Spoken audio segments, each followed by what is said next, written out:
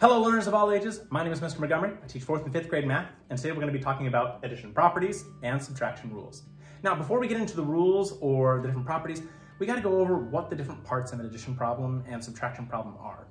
So starting off with addition, we have three sets of numbers. 7 plus 1 equals 8. So if I have 7 and 1 underlined, they're both called addends. And addends are the numbers that you add together in order to get the sum or the answer of an addition problem. Going on to the subtraction problem, it's a little bit more challenging to remember the different pieces, but we can do it. 5 minus 2 equals 3.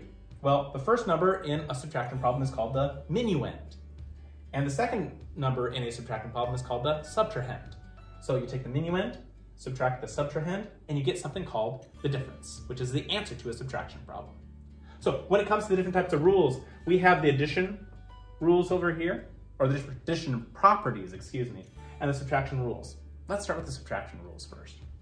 So they're saying when your minuend minus your subtrahend, if your minuend and subtrahend are the same, your answer is always going to be 0.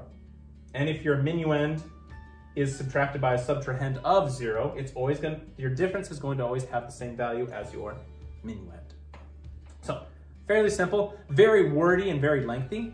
Additional rules and properties are not as lengthy. You might remember these from 4th grade. Commutative property and the symbols that are associated with it. Commutative property, the reason I have them switched around like this is I can say that 7 plus 1 is equal to 1 plus 7. It doesn't matter which direction I add them, I will still get the same answer as 8. So that's why I have the arrows saying that I can flip them around either direction and I will always get the same sum. Now when it comes to the associative property, I could have numbers of 9 plus 2 plus 1, and I have 3 addends. Well, which ones do I do first? That's where the associative property comes in handy with its parentheses. Now, they will often write them in the same exact order, 9, 2, 1, 9, 2, 1, but have the parentheses around different sets of numbers. Well, 9 plus 2 is 11. I'll do that first. Plus 1. Well, that equals 12. And 2 plus 1 is 3. You don't use the 9 plus. 9 plus 3 is 12.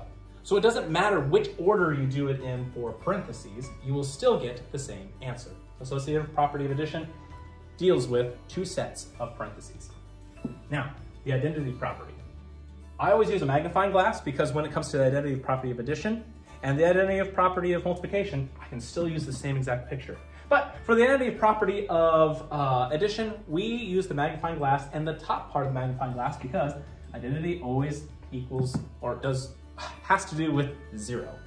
Coming directly from our book, it says identity property of addition. The sum of 0 and a number is going to be that number. So 0 plus, 47 is always going to be 47, even if it's written the other direction.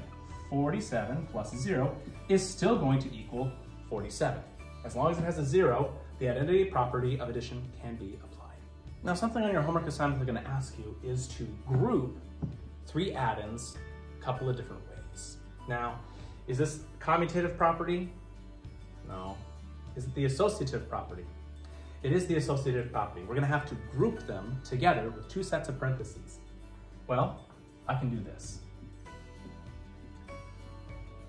Write my 3 numbers in the same exact order. Now I'm going to group the 2 numbers together. I can group 6 and 4 together first, and I can group 4 and 7 as my other grouping pair. All right, my 5th grade friends, if we take a look at page 11, you will see that we're going to be doing practice problems 1, 2, and 3. The directions say find the unknown number and tell what property of addition you used. Is it going to be the identity property, the commutative property, or the associative property? If you have any questions on addition properties and subtraction rules, please let me know when you come to class tomorrow.